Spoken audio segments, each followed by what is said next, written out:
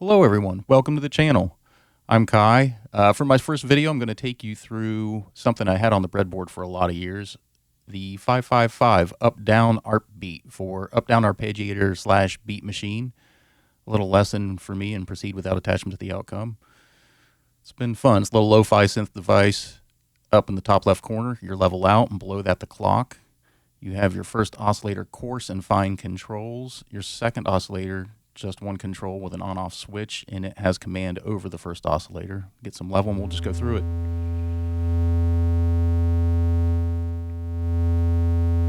Your first tone is divided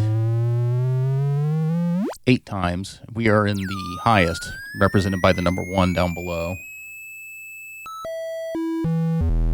Unfortunately, the display goes 0 through 7, but I don't count like a robot, so I didn't set the box up that way, and it really would not have worked with the way the dip switches are laid out either. So 1 through 8 it is. You'll have to bear with me. You can cycle through those divided outputs manually with the push button or linking it to the clock. And then you have some control over the rate as well.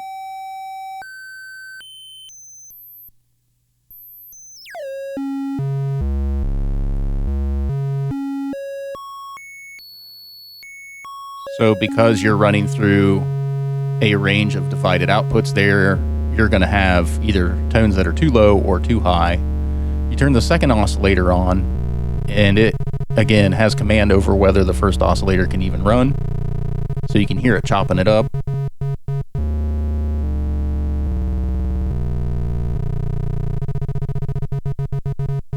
And that's at the bottom end of the dial.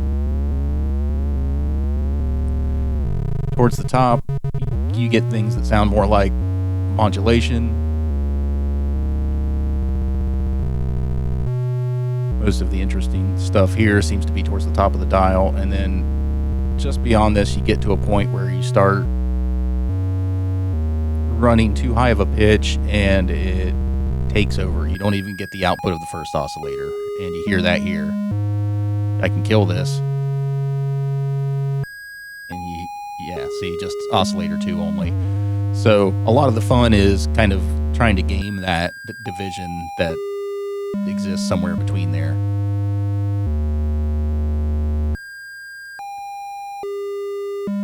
So you get them both running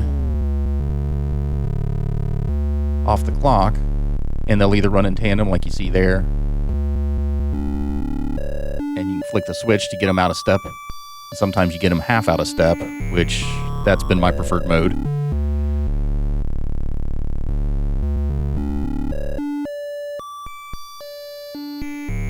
And then at that point, it's game the dials and see if you can get a neat pattern to emerge.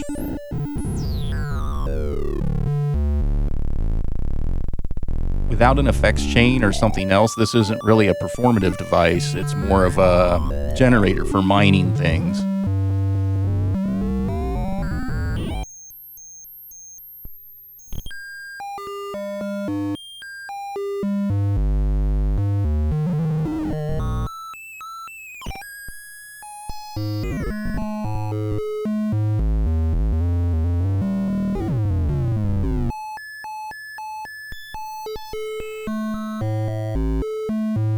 I really enjoy running this thing through my pedal board. At the end of that pedal board, I have a Chase Bliss Mood, the first generation, a pedal that I absolutely love, and it does a lot of justice to the output of something like this.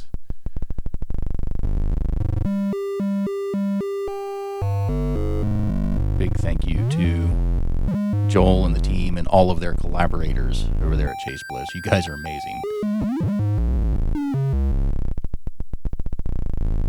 Big thank you to Texas Instruments while we're at it. I've been a fan of your work since I was a child. Note the calculator. I had a TI 94A that my uncle bestowed upon me way back then. I had TI 85. It was awesome. This project is full of your chips. You guys are amazing.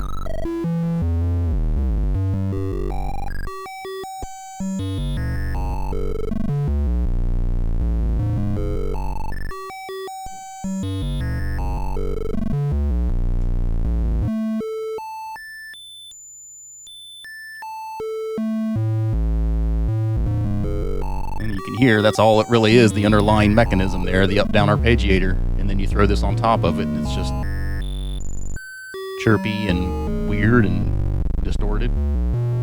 This is fun to watch in the frequency domain, by the way. You see all kinds of fuzz that kind of resolves into clean peaks across the spectrum.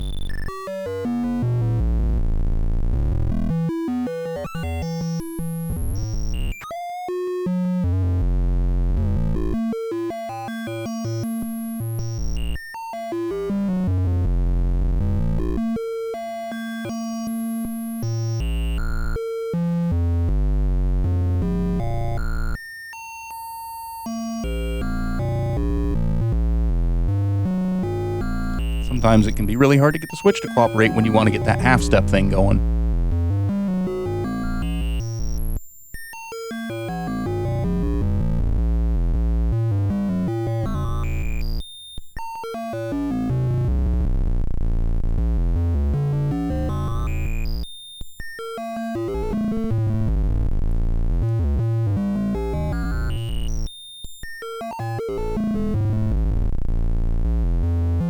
Notice the potentiometers right towards the end of their range seem to have a little bit of instability or something. I don't know what it is. Maybe it's the circuit, but getting them in that glitchy spot can really lead to some weird stuff there. It's enjoyable. So here we're going to go to the lowest output, and you'll notice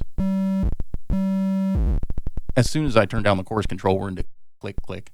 But the idea here is that's your metronome now. We're off the clock. So to speak, and since nothing's linked to it, it's not going to do any good. If I have that low output listen to the next one up, number 7, you get like 1 and 2 alternating, or listen to 6, 1 and 2 and 3, 1 and 2 and 3. Pretty strange the way this works to subdivide the beat.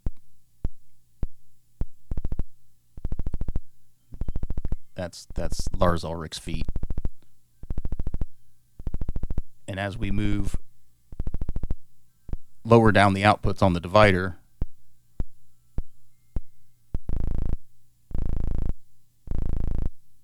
higher frequencies that is, they begin to sound like bass tones instead of clicks, which is, as you'll see, useful. Never mind that 2 switch on 7 there. That did nothing. Let me just undo that. Bank 8 is missing a switch. I had to sand these to get them all fit, and that got a little aggressive on that one. So 8 is listening to 6 right now, and we're going to send 2 to 6. So we can now hear 2 on 8, but only when 6 is firing, if that makes any sense. I'm still wrapping my head around it. I'm not going to lie to you people. You're nice people.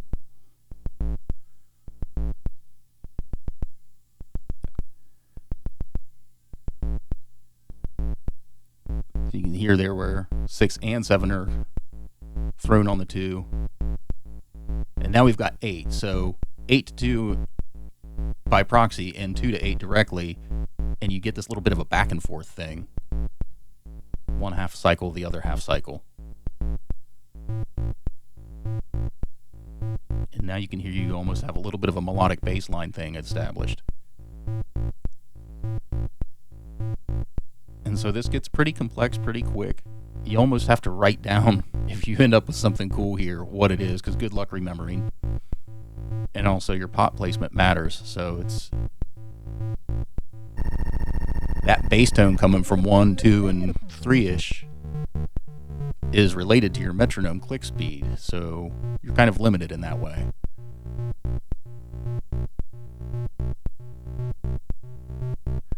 And then, of course, we can go back up here and play with oscillator 2 and get this unexpected result of it almost sounds like it's controlling loop speed there.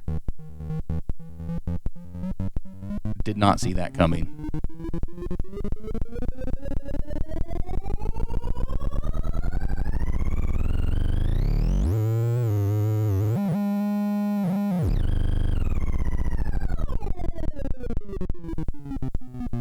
It's fun all the way slow. It's got a good groove to it.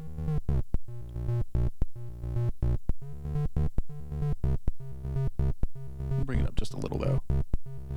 And of course, if you change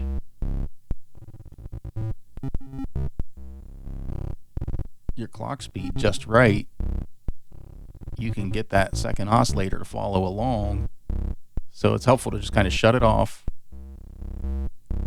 get a kind of a quick idea of what's going on in your head, and then turn the clock display back on so you can try to sync it up without hearing it, and then throw the switch again.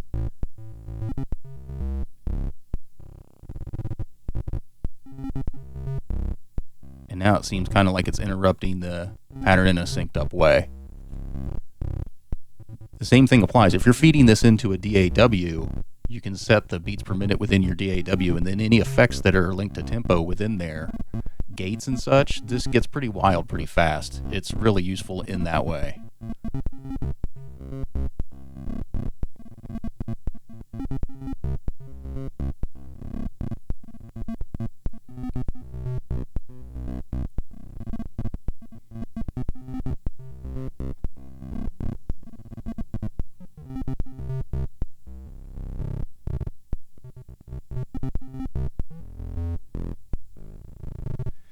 In any event, it really is a dice roll.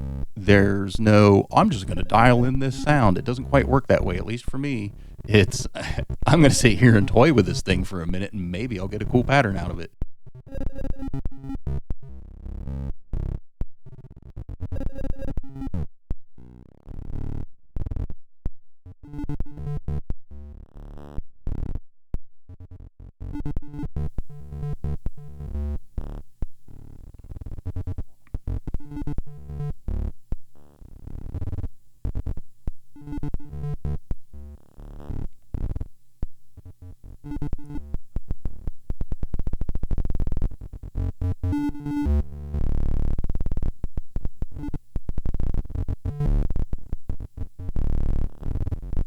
Sometimes with a lot of switches thrown and your pot's in a weird place, you get into some just kind of clicky nonsense.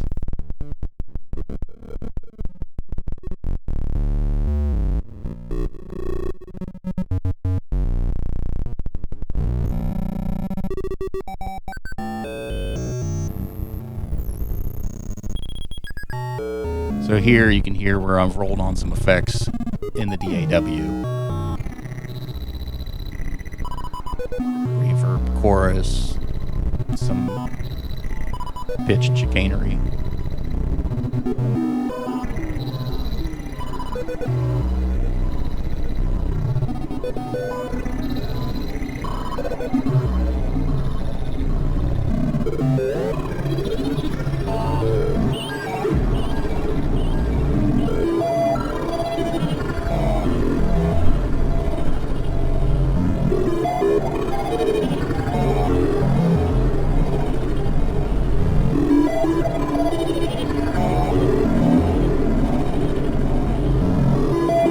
Getting started building circuits, proceed without attachment to the outcome. Keep trying. Never know what you get.